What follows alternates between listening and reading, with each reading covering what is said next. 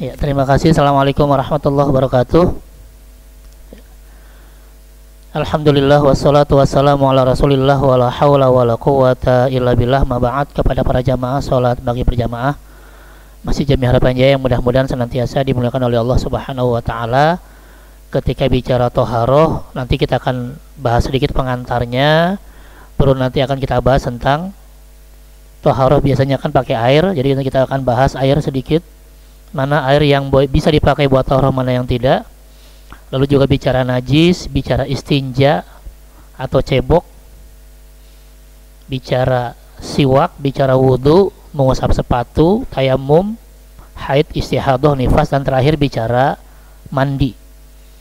Ya, ini nanti yang akan kita bahas tentang toharoh. Kita mulai dengan pembahasan definisi dulu. Apa sih toharoh itu? Ya, toharoh itu menurut bahasa, karena ini bahasa Arab, berarti kita kembali ke bahasa Arab. Toharoh artinya nadhafah, bersih dan suci. Toharoh artinya bersih dan suci. Dari apa? Dari dua pilihan. Bisa minal adnasil hissiyah, bisa bersih dan suci dari kotoran jasmani seperti najis. Ya, orang yang bersih dari najis berarti dia sudah toharoh. Kemudian juga atau dia awil ma'nawiyah, orang yang bersih dan suci dari kotoran rohani seperti aib dan maksiat. Cuman ntar bicara aib, bicara hati, ini bicaranya tentang ilmu tasawuf. Kalau fikih bicaranya yang pertama, ya. Poin yang kedua terutama bicara masalah aib, masalah menata hati. Nanti itu kajiannya ilmu tasawuf. Itu ya. Jadi ini bercabang kalau bicara pengertian bahasa. Baru pengertian istilahnya, toharoh itu ya artinya adalah nih, mengangkat hadas, kemudian menghilangkan najis dan yang semisalnya. Ya, kuncinya cuma di sini aja. Toharoh itu bicaranya hadas atau najis. Kadang-kadang ada yang suka keliru, ketuker. Ya, apa bedanya hadas dengan najis? Nah, ini bedanya. Hadas itu kondisi tidak suci, kondisinya, bukan zatnya. Kalau zat yang tidak suci itu namanya najis, ada zatnya, baik padat, baik cair. Tapi kalau kondisi yang tidak suci itu namanya hadas. Ya. Dan hadas itu hanya ada pada tubuh kita, tidak ada di pakaian, tidak ada di lingkungan. Kalau najis ada di badan, ada di pakaian, ada di lingkungan. Ya, jadi hadas itu kondisi tidak suci pada tubuh yang menghalangi kita dari sholat. Gara-gara hadas, kalau kita paksain nggak sah sholat kita, harus diangkat dulu hadasnya. Dengan apa? Dengan wudhu kalau hadas kecil, dengan mandi hadas kalau hadas besar. Kalau tetap kita maksa, ya, kita nggak wudhu terus kita sholat, atau yang pergi haji umroh kemarin tetap tawaf, ya nggak sah. Ya, atau yang pegang dan bawa Quran juga dia harus berwudhu dalam mazhab Syafi'i, wajib. Ya, tiga itu kalau bicara tentang hadas. Jadi kalau hadas, maka yang tidak bisa dilakukan adalah tadi ya, apa? Nggak bisa sholat, nggak bisa tawaf, dan tidak bisa memegang dan baca Quran. Kalau sudah wudhu, baru silakan tiga-tiganya kembali bisa dilakukan, bisa sholat, bisa tawaf, dan bisa baca Quran. Ya, ini karena hadas dianggap gampangnya seperti orang yang batal wudhu. Kalau wudhu batal, berarti itulah saat itu dianggap hadas. Maka dibilangnya kondisi, bukan zatnya. Kapan orang dibilang hadas? Kalau wudhunya batal. Atau yang kedua, kapan dibilang hadas? Kalau dia wajib mandi hadas. Ya, ketika dia wajib mandi hadas, maka disebut dia sedang berhadas. Kondisi tidak suci. Tidak suci artinya hadas di sini. Ya. Kenapa dia dibilang hadas? Satu, karena batal wudunya, atau yang kedua karena dia harus atau wajib mandi hadas. Itulah disebut dengan hadas. Ya, bisa hadas kecil dengan wudu, hadas besar dengan mandi hadas atau mandi wajib. Sedangkan najis, dia zatnya, zat yang kotor, zat yang tidak suci menurut syariat. Ya, ditambahkan ya, zat yang tidak suci menurut syariat, bukan menurut akal. Kadang-kadang menurut akal dengan syariat beda. Kata akal, tanah itu kotor. Anak kecil habis main lumpur masuk ke rumah, dijempolin apa diomelin sama emaknya? Ya? Anak kecil main lumpur, main hujan-hujanan masuk ke rumah bawa lumpur, tuh dijempolin apa diomelin sama emaknya? Diomelin. Apa? Kotor. Padahal dalam syariat ini suci. Kenapa? Bisa buat tayamum. Ya, makanya zatnya itu yang kotornya kata syariat, bukan kata akal. Ya, kalau syariat bilang ini najis, najis, syariat bilang ini enggak, ya enggak. Ya, bisa di tubuh, bisa di pakaian, bisa di lingkungan, itu bedanya ya. Itu bicara hadas dan najis ya. Jadi kalau hadas berarti dia batal wudu atau dia harus mandi wajib. Itu namanya hadas. Tapi kalau najis jelas. Ya, dia zatnya yang najis. Kemudian atau yang semisalnya. Apa yang semisalnya? Pengganti wudu ya tayamum. Atau pengganti mandi wajib ya ada mandi sunnah. Kayak mandi untuk sholat Jumat. Atau orang yang wudunya nggak batal tapi pengen wudu lagi, itu nggak masalah. Tapi itu dianggap wudu sunnah bukan wajib. Pokoknya saya tiap mau sholat 5 waktu saya pasti wudu walaupun nggak batal, bagus. Itu namanya memperbarui wudu. Ya. Atau nanti juga amalan-amalan sunnah wudu seperti mengusap telinga, kumur-kumur dan seterusnya, itu dianggap bagian dari tadi membersihkan yang semisalnya. Ada juga orang yang sakit seperti mustahadoh. Ya. Mustahadoh itu artinya dia bukan haid, bukan nifas, tapi keluar darah. Di luar haid, di luar nifas, maka disebut mustahadoh, darah penyakit.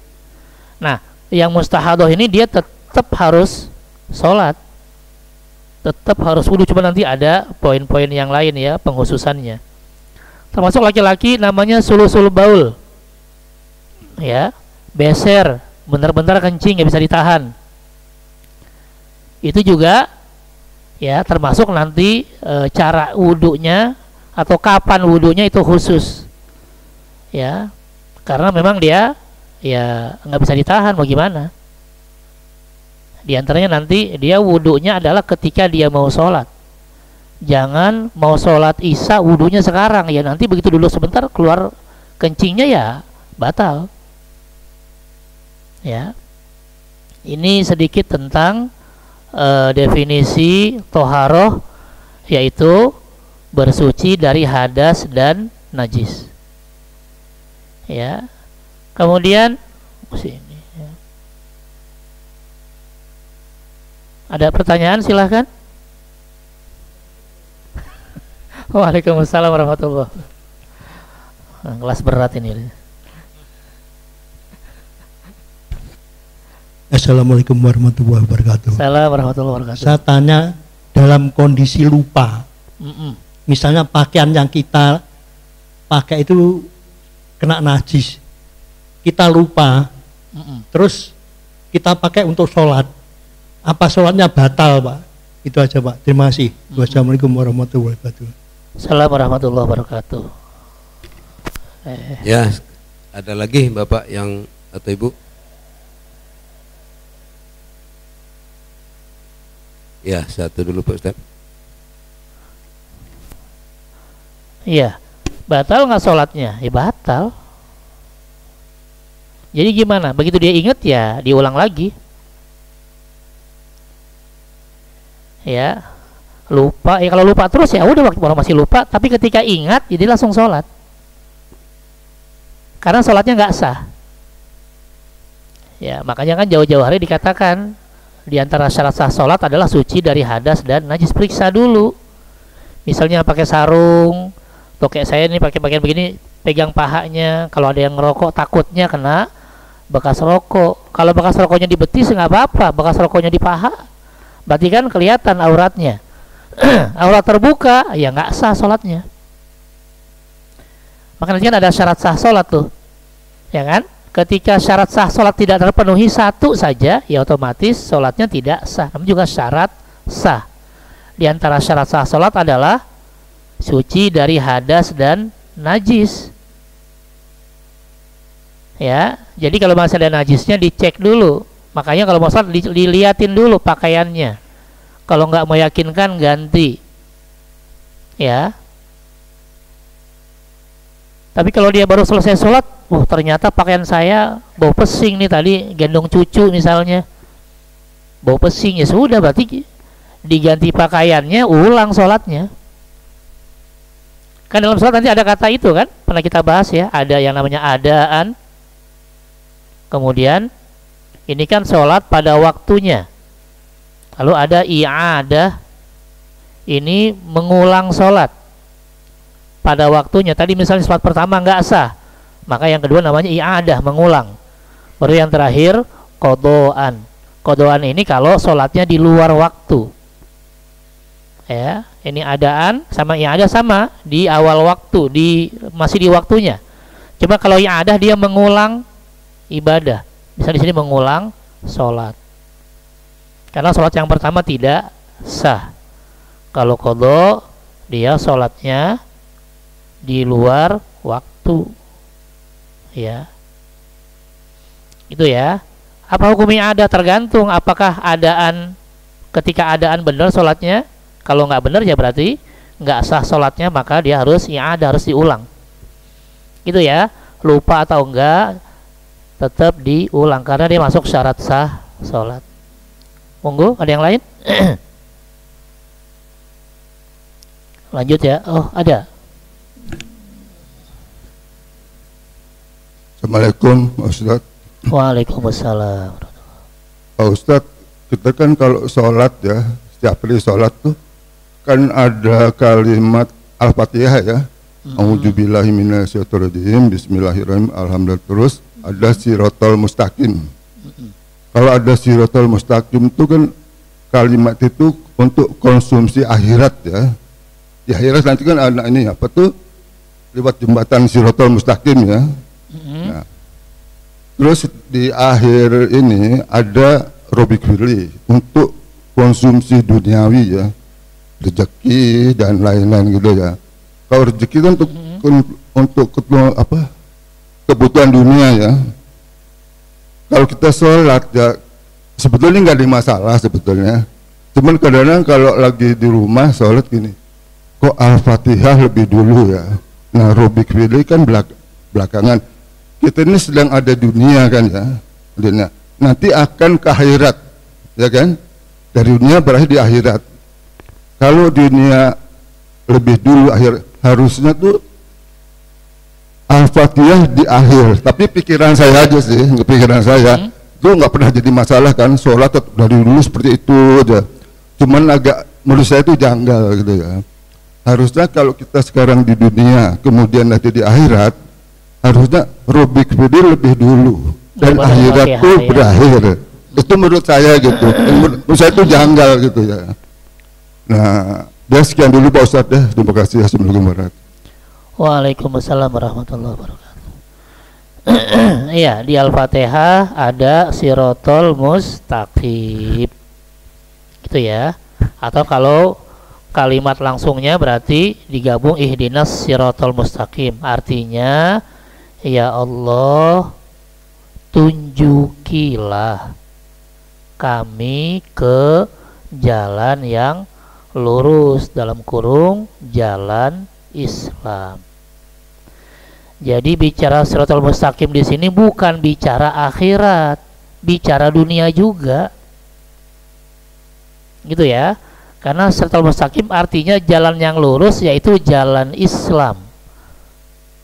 Mana buktinya kalau ini bicara dunia bukan bicara akhirat? Lihat ayat berikutnya. Siratal ladzina an'amta alaihim. jalan orang-orang yang Engkau beri nikmat pada mereka ya Allah. Siapa nanti? Sambungannya di surat An-Nisa.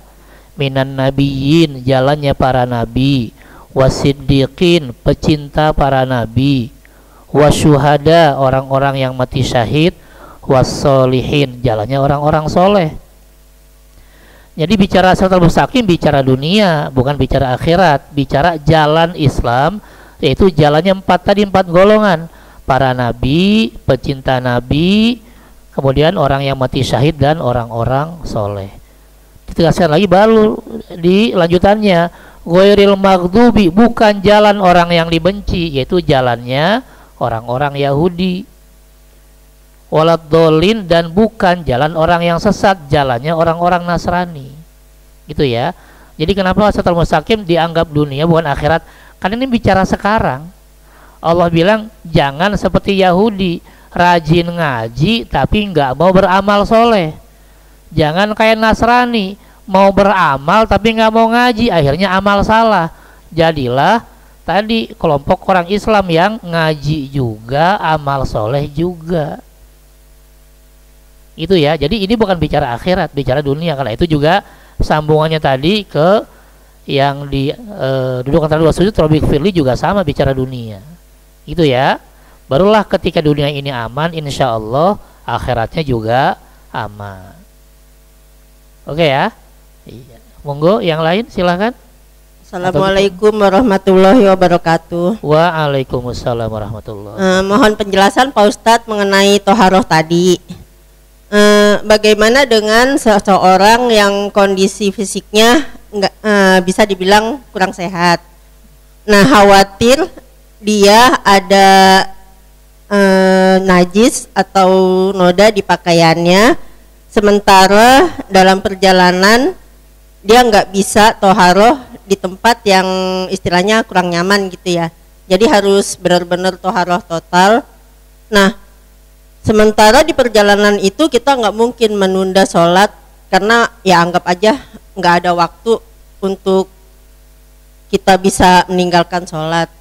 Nah, lantas bagaimana? Apakah kita harus sampai ke rumah dulu untuk bisa toharoh yang kita yakin benar-benar bersih dari hadas, atau kita melakukan sholat dengan niat adaan, selanjutnya nanti kita mengulang lagi di rumah, atau bagaimana? Karena dengan kondisi seperti itu terkadang seseorang nggak yakin kalau pakaiannya bebas dari najis. Mohon penjelasan. Wassalamualaikum warahmatullahi wabarakatuh. Waalaikumsalam warahmatullahi wabarakatuh. Langsung. Ada lagi Bu? Ya silakan Bu.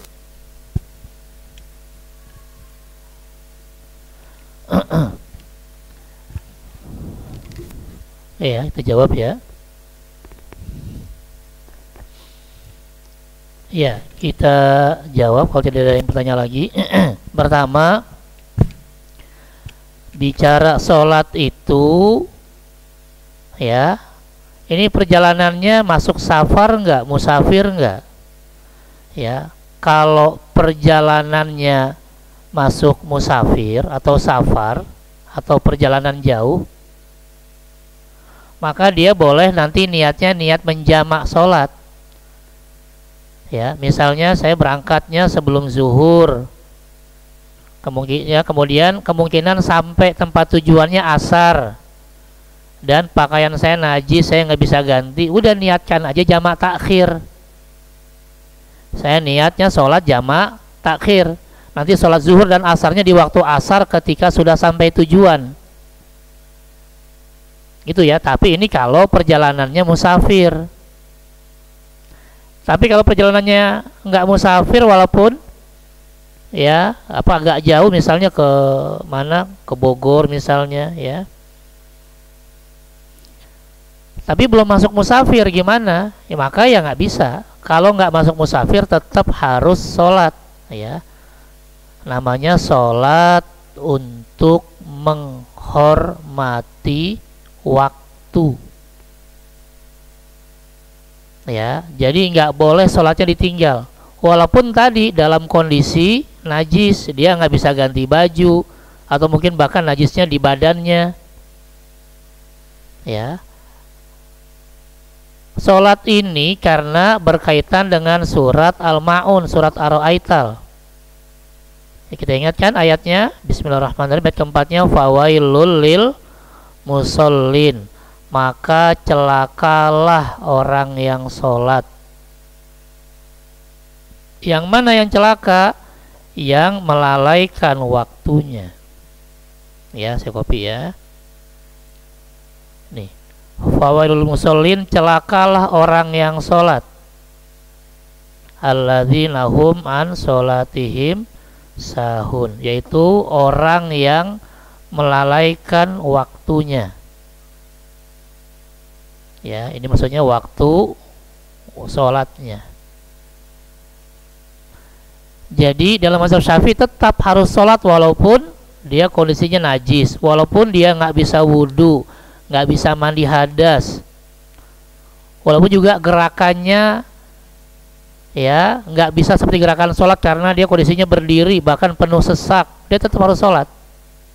Namanya sholat untuk menghormati waktu. Sah nggak? Ya nggak sah, pasti tidak sah.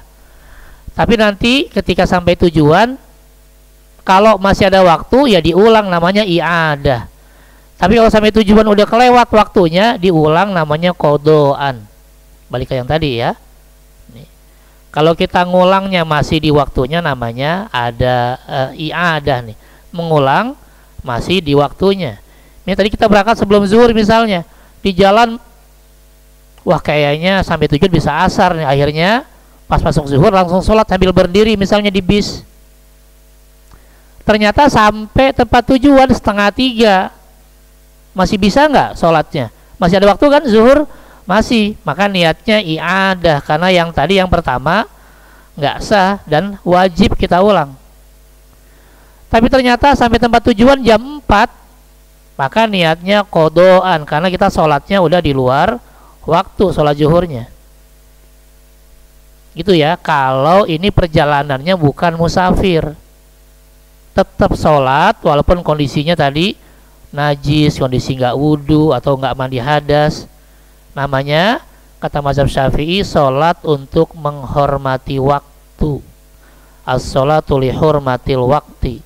Karena kalau nggak sholat takut kena ayat ini, celakalah orang yang sholat yang melalaikan waktunya. Jadi kelewat aja dianggap celaka, apalagi yang nggak sholat. Gitu ya, tapi tetap harus diganti. Kalau gantinya masih ada waktu, namanya i'adah, bukan adaan. Tapi kalau dia kelewat waktunya, gantinya namanya qodoan. Wah, saya lupa tuh, saya ngomongnya adaan juga, ya nggak apa-apa, namanya juga udah kepleset, mau diapain. Yang penting diganti sholatnya. Gitu ya. Jadi tetap sholat, baru nanti ketika sudah tiba, sudah sampai tujuan, diulang sholatnya. Ya, wallahu a'lam. Oke. Mungkin lanjutan dari pertanyaan tadi. Kalau misalnya waktunya panjang Pak Ustadz, misalnya kita pulang kampung naik bis berangkat dari sini ke Jawa lah begitu ya, tidak usah ke Sumatera yang jauh. Berangkat di sini sebelum asar, subuh masih di Cikampek gitu. Nah, kita terjadi kondisi seperti itu kan, kemungkinan sampai di Jawa mungkin udah bisa jadi sore pagi lagi. Nah, itu setiap waktu itu apakah kita memang harus sholat? Dan kalau kita tidak bisa wudhu, apa harus tayamum juga di setiap itu gitu? Gimana ininya batas? Iya, ya misalnya itulah ya, dari Senen ke Surabaya lah ya. Saya pernah ngalamin berangkat asar itu. Sampai sana habis subuh. Ya jam 6 atau jam 7-an lah. Berarti kan kita sholat di kereta itu ya sholat asar, maghrib, isya, subuh, 4 waktu. Ya gimana? Ya udah sholat. Ya nggak bisa wudhu, ya udah. Ya tayamum. Tapi kan bajunya najis, tetap sholat. Nggak sah nggak? Ya nggak sah. Sholatnya tetap tidak sah. 4 sholat tadi itu tidak sah. Asar, maghrib, isya, subuh nggak sah. Tapi tetap harus sholat. Kenapa? Kalau nggak sholat maka dianggap celaka. Ini masalahnya. kena fawailul lil musallin, celaka nih kalau nggak sholat. Kenapa? Gara-gara lalai sama waktu sholatnya. Ya, jadi sholat saya yang 4 waktu tadi, asar, maghrib, isya, subuh, karena mulai masuk kereta itu sebelum asar, dan sholatnya juga banyak yang ditinggal tadi. Udah mungkin najisnya juga ada, ya, mau wudhu juga repot, ya, walaupun tayamum bisa, tapi juga sholatnya juga nggak sempurna. Kita nggak ngadep kiblat, kan nggak mungkin, ya, kita ngepasin relnya atau kita muter begitu nggak kiblat, nggak bisa. Ya, apalagi kita nggak bisa ruku dan sujud karena sholatnya duduk, banyak yang ditinggal, pasti tidak sah. Syaratnya juga ditinggal, tadi masih ada najis mungkin, rukunya juga ditinggal, tapi tetap harus sholat. Untuk apa? Menghormati waktu sholat. Sah nggak? Tidak sah. Terus gimana ya begitu nanti sampai Surabaya, entah sampai Gubeng, sampai Pasar Turi, udah kita ulang lagi tuh 4 sholat tadi. Atau nggak bisa mandi di sana, udah pas sampai kampung lah, sampai Madura misalnya, saya udah sampai Bangkalan, udah ya, udah sampai rumah, saya ganti baju, mandi, terus saya wudhu, baru saya sholat 4-4-nya, asar, maghrib, isya, subuh. Ya, ini juga berlaku untuk yang berhari-hari, biasanya ke Sumatera sampai 3 hari naik bis gitu kan. Tapi kalau nanti bisa di tempat makan dia ganti baju, dia mandi, dia segala macam, dan punya pakaian ganti, monggo, lebih aman. Karena itu ya, tidak disarankan sholat di kendaraan. Ya, Rasul banyak sholat di kendaraan, tapi Rasul itu sholat di kendaraannya sholat sunnah. Rasul pernah sholat di ontaknya, di keledainya, dan di kendaraan yang lain.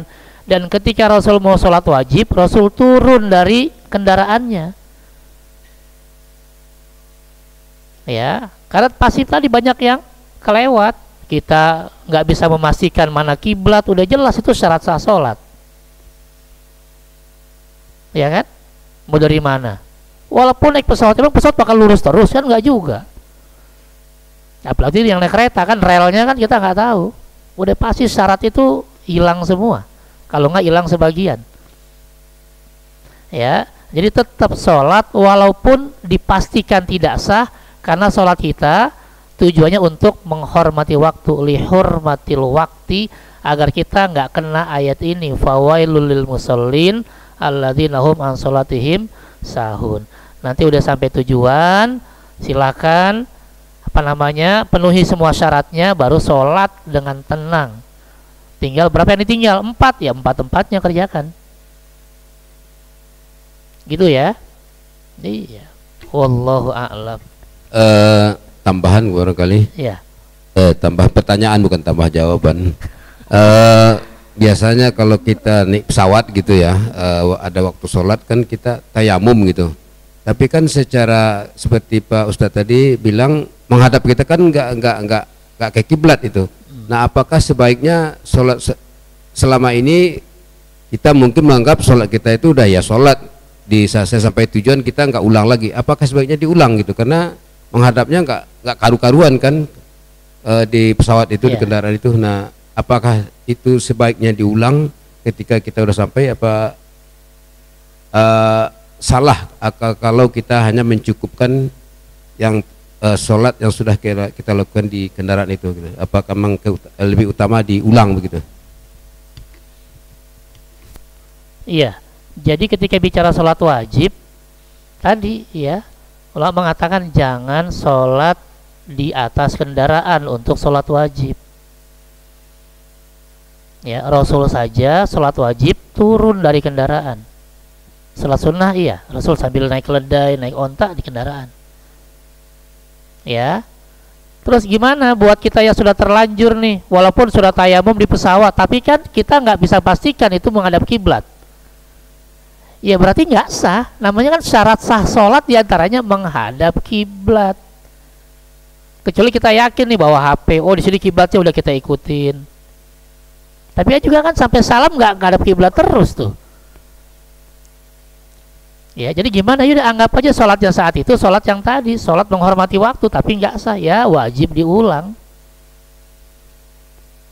Ya, wajib diulang. Karena kan nggak sah. Kalau nggak sah gimana? Cara ngulang, cara biar sah ya diulang.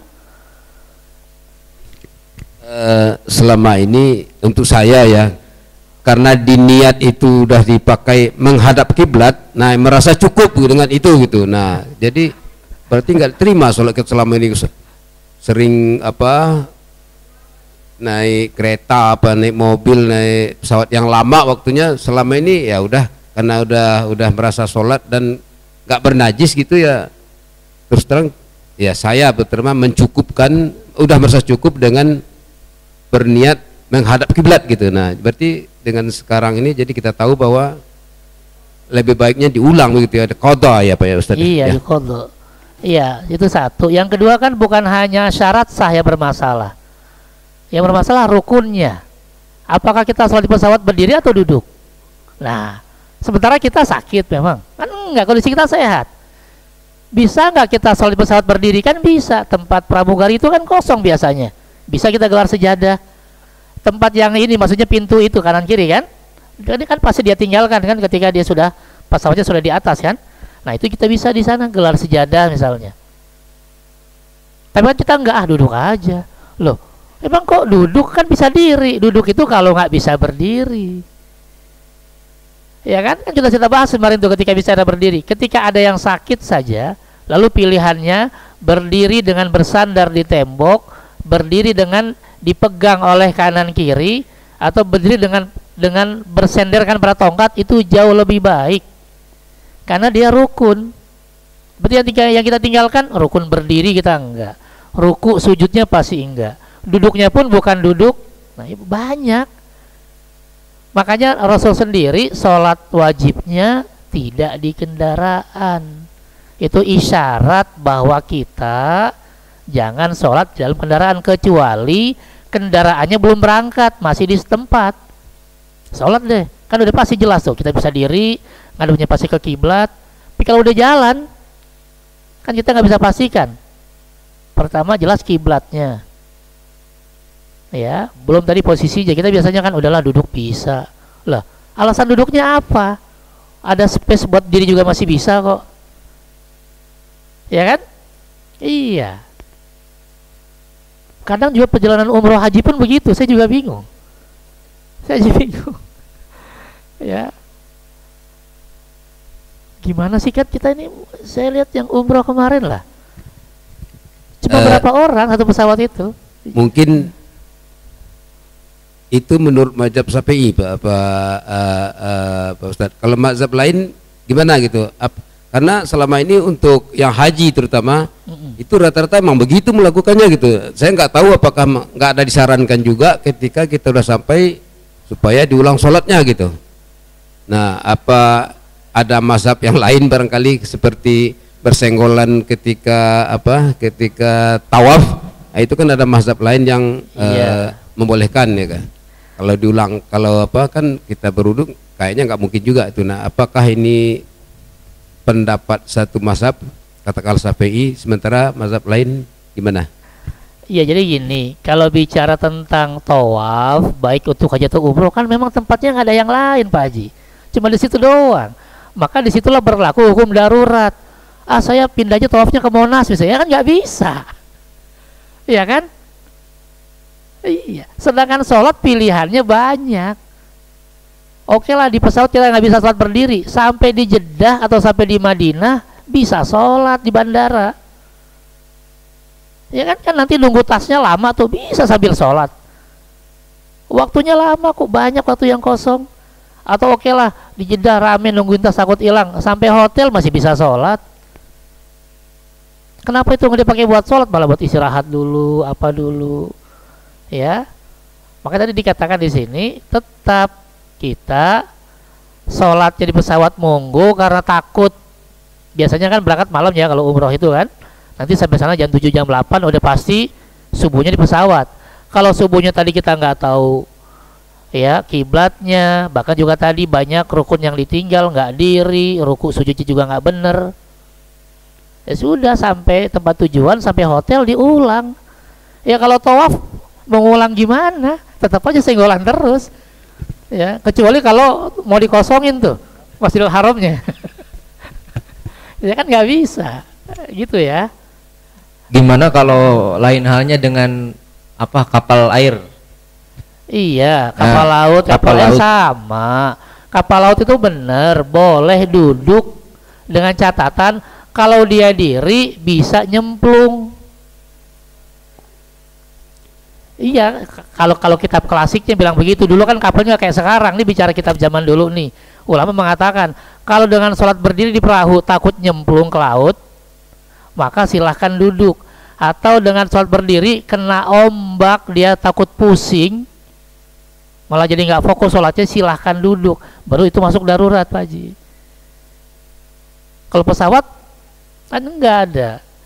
Ya, jadi duduknya itu boleh dengan catatan kalau takut nyemplung ke laut atau tadi takut pusing karena ombaknya yang keras. Itu baru dibolehkan. Ketika tidak ada kedaruratan, ya kembali ke asal. Berdiri itu rukun bagi sholat wajib. Kalau sholat sunnah boleh duduk. Makanya Rasul banyak sholat sunnah di kendaraan. Ya, berdiri rukun dalam sholat wajib. Jadi mau nggak mau harus berdiri, kecuali tadi sakit. Ya, jadi kalau kita masih bisa diri ya harus. Saya nggak mau diri, ya kalau sholat sunnah sah. Tapi kalau sholat wajib ya nggak sah sholatnya. Makanya yang pakai bangku pun kan tetap di awal gitu kata ulama, berdiri. Walaupun sampai sebelum ruku. Oh nggak bisa, setelah Al-Fatihah deh baru duduk. Nggak bisa juga setelah sedekap deh. Karena berdiri itu rukun.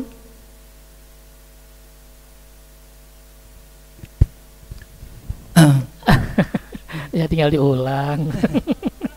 Iya. Namanya tinggal ganti. Ustadz ini ya. Dari baru jelas ini sekarang ini bahwa ternyata di pesawat pun harus berdiri juga sepanjang masih ada space ya Pak Tan. Pertanyaan yang kedua, apakah juga seperti itu untuk wudhunya Tan? Di pesawat air ada, tapi ya tahu sendiri kondisinya. Ya mungkin bisa, artinya kita banyak tayamum di situ. Artinya di sini pun kalau kita persamakan dengan ini berarti nggak sah juga si tayamumnya itu ya. Kan masih ada air gitu. Iya. Ya. Gimana itu Tat? Iya, jadi tadi ketika bicara tayamum, iya, tayamum itu kan cuma dua pilihan. Boleh tayamum dengan salah satu dari dua syarat. Satu, tidak ada air. Yang kedua, atau tidak bisa menggunakan air. Kira-kira di pesawat air ada nggak? Ada. Bisa dipakai nggak? Bisa. Terus kenapa tayamum?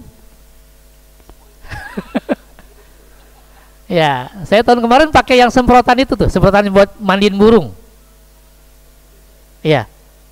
Iya kan isinya air, yang penting jangan minyak wangi, isinya air biasa. Itu saya bisa berangkat pulang masih pakai itu, masih bisa dipinjam sama yang lain lagi. Semprot aja, semprot kan. Nah, kita ambil aja yang wajib-wajibnya wudhu apa tuh? Muka, semprot, terus jalan nih. Terus tangan. Terus kepala, kaki, udah tuh sholatnya berdiri. Ya, kebetulan kemarin itu saya pakai apa sih ya?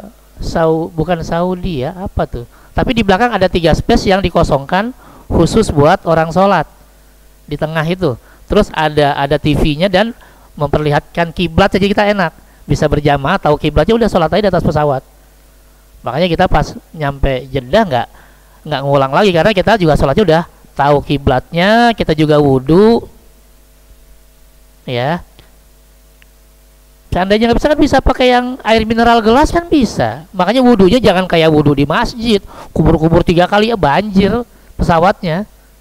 Ambil yang wajibnya aja, muka sekali, tangan sekali, kemudian rambut dan kaki sekali-sekali. Itu cukup kok, air mineral gelas itu yang depan itu cukup. Iya.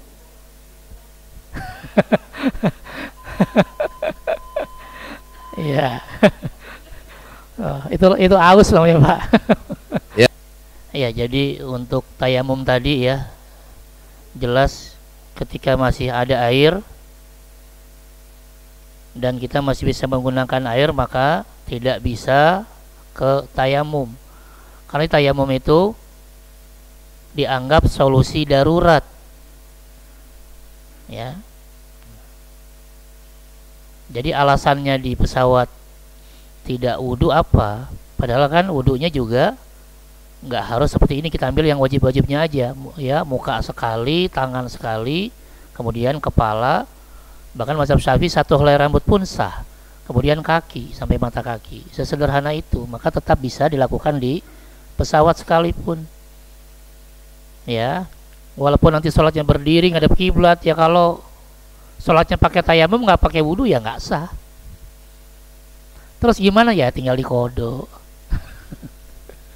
Tinggal diulang kan, ini daripada ini, ya. Itu niat kodanya gimana Pak Ustadz ya? Itu kan kejadian udah mungkin 10 20 tahun yang lalu. Apa diurut aja? Subuh, barangkali ada subuh yang tinggalan apa gitu ya. Yang disarankan gimana seperti apa? Ya takut juga ya.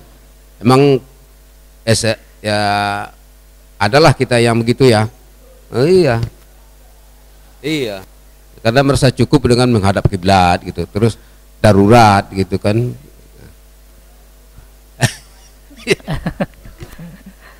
Iya, qadha atau bayar utang sholat niatnya sama. Ya, yang bahasa Arab misalnya yang mazhab Syafi'i kan diucapkan tuh, misalnya usholi fardul maghribi qadhaan, udah segitu aja. Yang pakai 3 rakaat itu nggak wajib, mau dipanjangin monggo. Usholi fardul maghribi salasa rakaatin mustaqbilal kiblati. Nah, adaannya diganti qadhaan. Kalau adaan kan pada waktunya, qadhaan berarti udah di luar waktu. Tapi kalau kita mau simpel, ambil wajib-wajibnya aja tadi, usholi fardul maghrib qadhaan.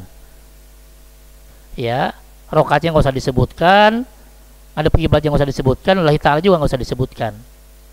Itu ya. Nah, perlu nanti cara bayarnya 2 pilihan.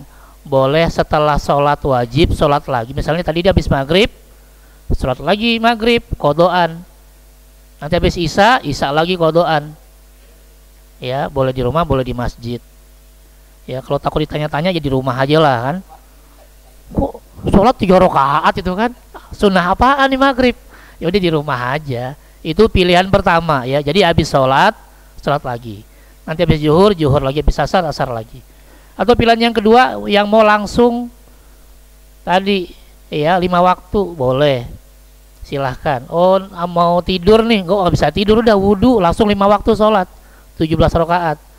Tapi bukan 17 rakaat 1 salam, bukan, tetap kayak biasa, subuh 2 rakaat salam diri lagi, zuhur 4 rakaat salam diri lagi. Azan dan qomat itu sunnah. Cuma kalau sholatnya digabung, nanti di zaman Nabi itu di perang Khandaq ya, atau perang Parit atau perang Ahzab tahun 5 Hijriyah, ini kan Rasul dikepung oleh 10.000 pasukan ya, dan Rasul bikinnya di utara karena timur, barat, selatan itu aman,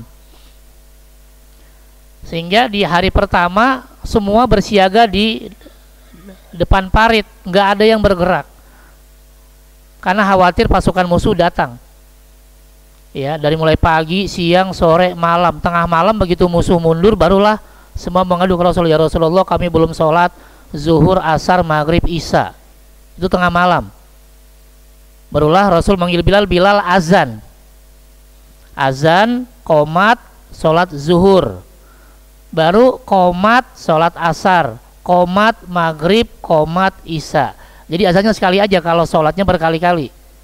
Itu pun hukumnya sunnah, nggak wajib. Mau langsung habis salam langsung sholat lagi nggak apa-apa. Ya, karena azan dan qomat hukum asalnya sunnah, nggak wajib. Jadi tetap sah sholatnya kalau nggak azan, nggak qomat. Tapi kalau nggak ngadep kiblat baru nggak sah. Ya, gitu ya. Nah ini boleh kalau mau cari waktu, tengah malam atau waktu duha nih kosong, udah sholat 5 waktu langsung misalnya, silakan. Tadi yang penting niatnya qadhaan gitu ya. Jadi qomat itu tetap sunnah ininya hukumnya, karena kalau kita sholat jamak itu kayaknya kayak dengan komat gitu, kayaknya seolah-olah itu jadi wajib gitu, kayak karena ini batas ya, seolah-olahnya ini apa wajib apa gimana gitu, kayaknya sangat-sangat dianjurkan gitu, tapi tetap sunnah ya. Jadi nggak komat pun nggak apa-apa ya. Ini yang ya terus terang ini kejadian-kejadian yang kita alami, jadi kita banyak nggak tahu hukumnya gitu ya, jadi ngikut aja gitu. Nah ini dengan ada penjelasan ini kan paling tidak membetulkan apa yang salah selama ini kita lakukan gitu ya.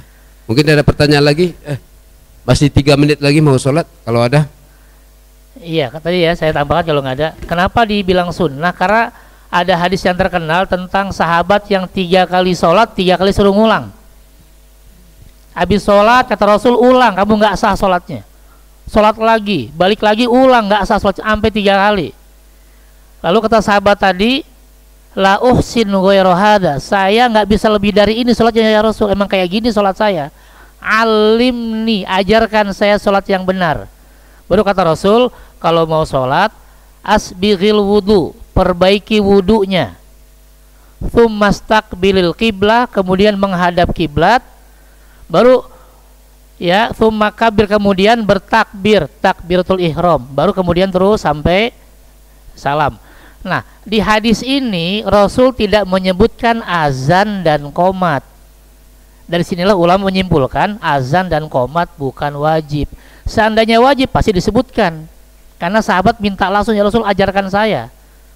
Rasul hanya menyebutkan perbaiki wudunya, menghadap kiblat, baru mulai dengan urutan-urutan rukun sholat gitu ya. Itu diantaranya kenapa azan dan qomat walaupun bagus, walaupun bagian dari mendapatkan syafaat, tetap dianggap hukumnya sunnah, tidak wajib.